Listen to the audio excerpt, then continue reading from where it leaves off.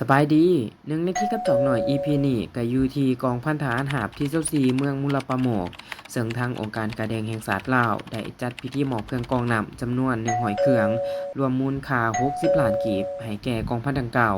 เพื่อนำไปใช้ในการกรองน้ำให้สะอาดและมีความปลอดภัยต่อการบริโภคซึ่งในโอกาสกล่าวมอบท่านคำลาวันจันทราวันประธานองค์การกาแดงแห่งศาสตร์ลาวได้เน้นว่าเครื่องกรองน้ำเป็นอุปกรณ์ที่มีขนาดน้อย พกพาสะดวกและนำใส่ง่ายเพื่อให้อ้ายน้องทหารได้มีน้ำสะอาดใส่ในการดำรงชีวิตโดยเฉพาะผู้ที่ประจำการอยู่แนวหน้าเพื่อเป็นการปกป้องสุขภาพให้มีความปลอดภัยส่วนการกล่าวหับฐานพันโทคำอ่อนเจ้าเวียงหัวหน้าการเมืองกองพันทหารหาบที่24ได้แสดงความขอบใจและยืนยันว่า